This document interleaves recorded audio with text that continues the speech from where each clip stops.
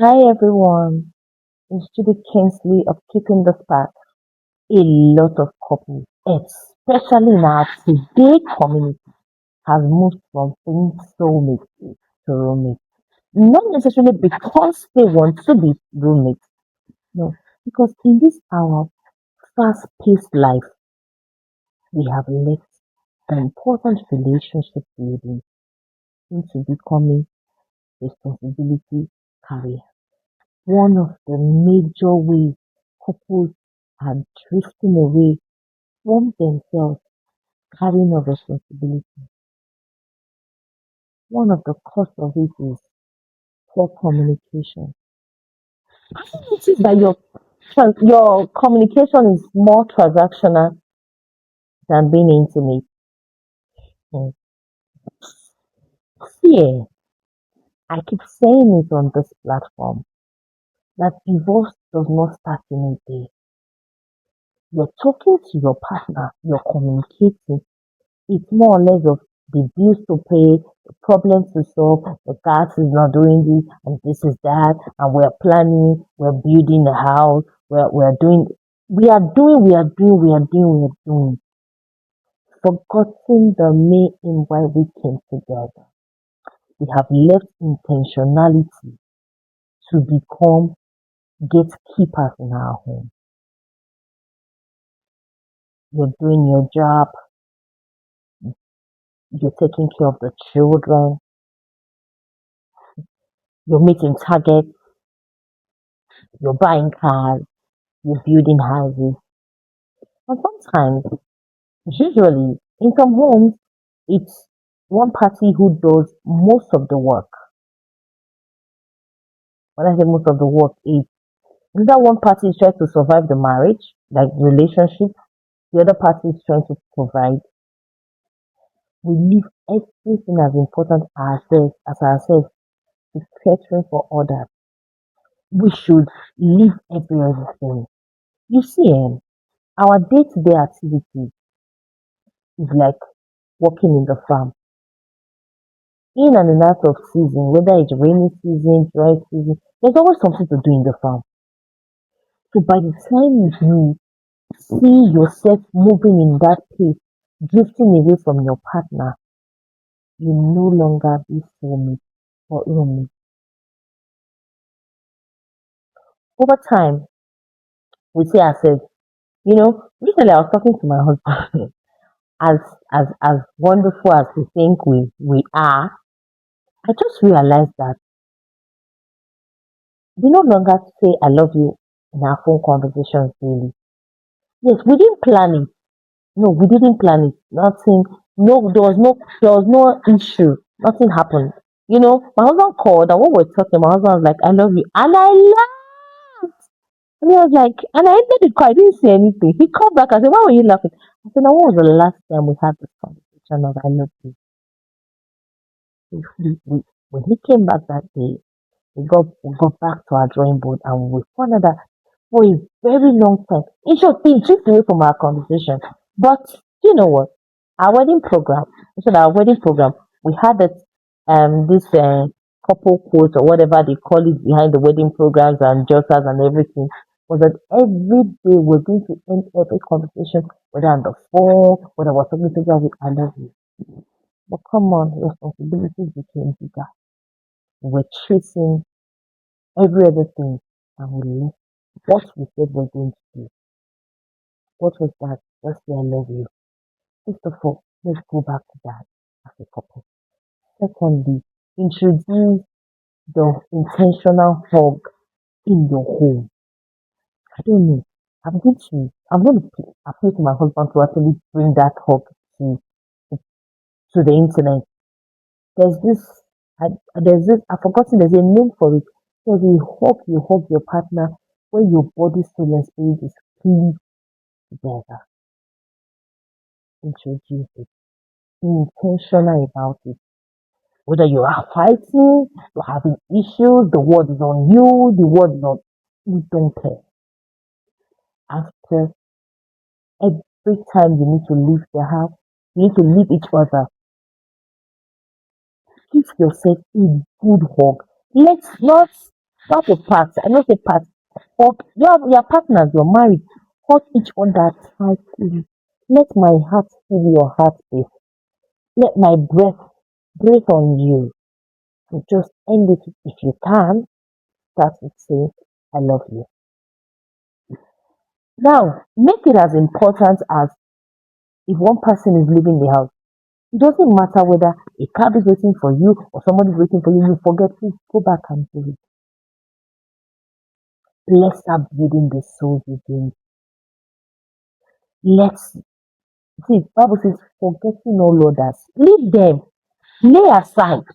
Lay aside everything you think that you're pursuing now. A minister shared with me and he said, a marriage of 30 years, well, like a marriage of 30 years just went off. And while we're talking, I told him, I said, sir, that didn't start today. We started by becoming from soulmate to roommate. Your bedroom is no longer empty. When I say bedroom, you are thinking on the other way. The bedroom is no longer empty. First of all, that's it. Introduce the hugging mentality. Introduce I love you to every conversation. Then the third one is this. Be intentional about 30 minutes or 45 minutes a day in your life, every day, to talk about yourself. Don't make it transactional. Don't make communication transactional. Don't bring children into it. Don't bring your parents into that conversation. Don't bring anything. Bring yourself. I've got created 30 minutes, 15 to 15 minutes. Okay, my husband, go first. How was your day? How are you? Are you fine? Are you okay? Something happened? Now time it. When you start the conversation that when you just start introducing your time it 15 minutes, you're like, oh baby, yours is done. Now, babe, go and ask that woman or the man, whoever starts, is that the other person? Talk about yourself. And the third one is, why did we stop texting each other? So someone spoke to me yesterday and was telling me how she met somebody and the person was so intentional to the extent of always sending her a text message to remind her, you know, every morning they talk and she tells him her itinerary for the day. Now, if she says, oh, I'm going to be taking my lunch by 2 p.m., by 1:45 he's calling and saying, this is just, or send me a text to say, oh, this is just remind you that lunch is 2 p.m. He was so intentional. But when they got married, hmm, you will not even ask have you eaten, even when they are not eating, you will not even ask. And I told her, I said, your conversations have become transactional. Your conversations have become billing conversations. Your conversations have become about the children. Have you forgotten one thing? Or even think about it. Those who are very comfortable becoming roommate, do you even think about it that these children that you're allowing your whole being to be about, and one day start their life very soon. If your child is 5, give your child 10 years. He don't start young. These days our children sometimes 14, 15, 16 they enter higher education. They've been exposed to their own world to start their life. These same children, some of you will say, I'm in that marriage because of my children. I see, they see that man or that woman, I don't care. These same children, they will meet their spouse. I was talking to somebody the other day and I asked him a simple question. When was the last time you spoke to your mother intimately? He said, if she won't talk to me now, she'll flash, she doesn't have credit, I'll call her. I said, when was the last time you spoke to your mother? Like those days you were not married. It's been a while. There's no time. That's what I'm saying. That's what I'm telling you now. Because that's what I'm telling you now, that there's no time. I said, but every day you speak to your wife in this your house, right? He said, yes. I said, so why are we now becoming more roommates than soulmates? That's to tell you that this same children, what this thing you're doing now by your parents, what goes around comes around. Your children will see this. The time is coming when you need permission from your children to visit them because they now have their own spouses. Because if you say you want to visit in June and you have a son and his wife is not comfortable with June, you push it to July where she's comfortable. It doesn't matter. See, he or she, your son is not going to tell you the reason why they were. They will never tell you, say, Mommy, please, I think we are doing some things in June. Let it be July. He will not tell you that's my wife. Even your daughter. Hubby will say, the husband will say, there's no money now. We don't want you to, we don't need another person in this house. Please, things are quite expensive. Or we are building, or we are building. Let your mother come in December. Let your father come in December. You can't back on even call. And if you don't call, their partners are not comfortable. Your child is, when you get to your child's house and your child is not comfortable, you yourself you will leave. So now why are you giving up on that person that both of you started the journey together to bring this ones along? Why have you neglected that person? You no longer care. You know, sometimes you see some good looking young men before they marry, they are as in they are entry, they enter eye. When they marry, they no longer have good haircut, their clothes oozing. You see some men who wear one shirt for 5 days. I saw one recently. I saw on Facebook. I knew him very well in school those days. And I'm like, is this what fatherhood has become? I told him, I chatted, I'm like, is this what fatherhood has become? I don't like the way you're looking. And he said, Gee, responsibility wants by your brother. And I said, what about wifey? Oh, she's there too. We're just hoping. Gee, I never get time to wash my clothes. That's what he told me. And we were brethren. We were brethren before we became married. You see, now for the unmarried ones, let's drift a little. These things I come here to see every day and what I get for counseling and everything. For the unmarried ones, if you know you don't want to be passionate about your partner, don't marry. Stay where you are. Because some of you marry and you turn the people. Now, marriage is supposed to make your life better, not worse. You turn them into what people will call dustbin. Yes, yes. You're just there. You're there. You're carrying the things that are not important. You're competing with each other. See, I'm telling you, be intentional. To keep the spark alive in your marriage, you must be intentional. Shift from being roommate. Start it today. Tell your partner when we get home, every billing stops by the door of the bedroom. Everything transactional stops there. As you wake up the next morning, carry it and continue your day. A little I love you will change your life. A little, see, just a little kindness to your partner will change your life. It is just from being roommate. Go back to being soulmate. So you can have a better life. You know, it's easier when we are on the same pace. So we both need to work it out. I talk about some conversation, stop making your conversation transactional, intentional, introduce the hug me daily into your family. Then stop making your day-to-day conversation transactional, dealing, responsibility, career, and go back to this prayer again. And I promise you, you will enjoy it more. Let's all go back to better. Christian couple, go back to better. Go back to better. You know, let me just check this in. A few days ago, I was somewhere and I met a man there, and he said, "Hello." I said, "Hi." Sit here. I said, "No, thank you." I sat down, and when I sat down, he said, "Oh," I put my hand on the desk and he said, "Oh, you're married." Yes, I'm married. And he said, "Oh, I wish you went out." I said, "So sorry for you. Your loss, my gain." He said, "I don't mind." "You don't mind what?" Talk. He works in this, he's this, and oh yeah, move on, kitty kitty, and everything, da da da da da da.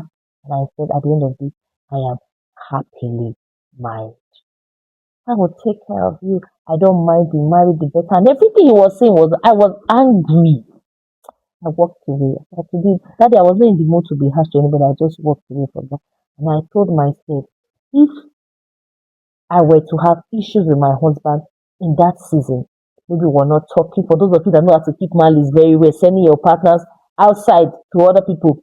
Maybe if we had issues that day or something not right, I will not say, oh, maybe this is some of you will not say, oh, this is a blessing in disguise. Imagine he doesn't even mind that I'm married. That's how it starts. That's a crap we're talking about. But you know what I did? I'll tell you. I left the scene. I called my husband. I said, I know you're very busy, but please listen to me. But I want to rant. He said, go ahead. I spoke to him. I told him my husband started laughing. The next thing my husband said, nah, I did try. If I know they try, they're not going to toast my wife up and down. Imagine I didn't have friendship in my husband. Imagine what just imagine we had and that day, I think that morning before we went out, before everybody left, we did something nice in the other room. Something very something very touching, something very, So I had him in my heart. So I had him, I had him all over me that day. So that the devil coming, I noticed it. And I called him and we spoke about it. That it didn't even take few minutes, and he was able to like got me angry. When he now told me I did try, I beg. That's why they assisting my wife. I said, I said, so since I was taking the glory, come on, And I asked myself a question: if I wasn't intentional, if just if it was somebody, else, just if maybe there are some people who have big eyes for things that we don't have. Yeah, I'll take care of you. I start by doing this. I do this. I do this. I do this. If I have somebody like you in my house, you won't work, you won't cook, you won't clean, you won't this. I came to do something in that place. It's not as if I didn't finish it. I closed my laptop and I left because I knew that this one has come for destruction. When the Bible says the devil moves to and fro the end. So devil doesn't come with wings, it comes from through human beings. I just knew that this one, I just told so I left, I told him, I said, repent. If your life depends, go back to your wife and start taking care of your wife. So the other people will appreciate it, we appreciate other people's stuff. And I was angry, I left. Peradventure something happened. Peradventure we're not in good terms. Like somebody said, yeah, my husband can keep malice for 2 weeks. So just say, no need a beg. I'm even tired. I've done everything. Okay, take number. So it's not just number. At least when my husband and I having issues, somebody to just talk to. It's not just number. It's not just friendship. He's not even saying any other. Just before you know, before you know you're gone. You've drifted. Another thing is respect for each other. We have left that behind. Some of us have. Bishop, we no longer see hierarchy in marriage as anything. We have seen each other finish because people are seeing each other open. That's why you now see each other finish. You no longer have regard for your partner. You don't care anymore. You're outside, you talk to your wife the way you like. You want to, well, especially when people are there, you want to act the man. It doesn't make you the man. Sorry to use the word, it makes you a foolish person. Because by the time you disrespect your wife in the presence of people, it tells who you are. Some people might clap for you and say, yes. Really men would be like, yes. You show us say now you be man. Now like, you know show us say now you just show them say you know a better person. You be bad person. Then for the women, just go outside though. You're outside, not even in the family house where the children are. You're outside. You're hey, I've been warning you. I just reminded me of how a lady said the story with me that she's gonna warn her husband. She's gonna warn him when she gets home today. That thing he did yesterday, she's not trying to do. And I said, as what? As your son, you have to go and warn your husband. Go ahead and warn him. And I told her, I said, you're not his mother. Don't even say, let me hear that you want to warn your husband. If you say I'm going to have a conversation with my husband, talk to him about what he did, I didn't like it. Don't say, you should not try it again. You should not ever try it again. Madam, you can talk to your son like that. You can warn your son. You can put your sons in shape. But you see your soulmate, your partner, you do not have any right to warn them. We should talk lightly. We have disregarded each other. We no longer listen to, we no longer respect each other, we no longer respect boundaries, we no longer care about what he or she will feel or how he or she will feel. That's another way. Just do things, forgetting that this person owns you. The Bible said it. The two shall become one. Whatever you know that your partner will not like, you keep doing it, they keep complaining, you keep doing it. You now say, just manage me like this, so this is how I am. You not be like this. Maybe your partner will be like, but this is not how you were. This is how I am. That time I was I'm aging now. You just want me to be the same person I used to be. Oga, sister, work on that aspect. If your partner is complaining about a particular thing or something, can you be intentional and work on it? If your boss in the office or your senior business partner tells you this thing you're doing, I don't like it, always coming late to meetings, will you not work on it? And that person might be your wife's age mate or even younger. But because that's what puts food on your table and that's what makes you earn, you respect them. Why don't you tell them, this I am. I cannot change. Yeah, I've stayed long in this job. So this is what I'm used to. When you go home to marriage, then you disregard, you disrespect your partners. I have heard, and I've also spoken, and sometimes I've also spoken to me how they say, this is what this person, my partner did. That's why I will retaliate as if he or she does not respect me anymore.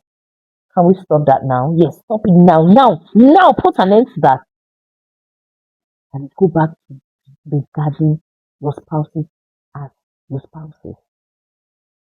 The way you treat yourself, treat them. Yes, my dear brothers and sisters, the time is coming when you can no longer walk, when you can no longer run to business. If you're working, you will retire. If you're doing business, time is coming here, you cannot do it. You see that partner, people look at each other eyeball to eyeball. Now only when people sleep and wake up together. It is the seed you sow today that you will reap tomorrow.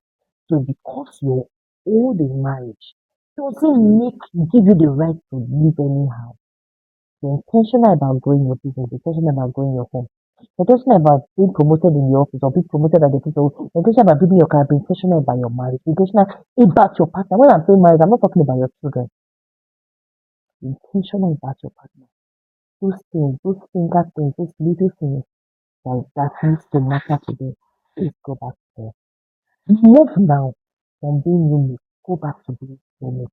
Let us still work together so we can grow together. The Bible says, two cannot work together only except they agree. So please, let's agree on this one. Being soulmate can also help you to revive the spark in your home. And guess what? When you revive the spark in your home, you keep glowing, you keep smiling, you keep being happy. And people will ask you, how far? Instead of you to be aging upward, you're aging downward. Because why? A happy soul is a happy mind, and a happy mind is a happy body. So you know that word that they say that when you're happy, when you're joyful, when you're excited, you start aging back. You make you look younger. So please, I beg you, take this seriously.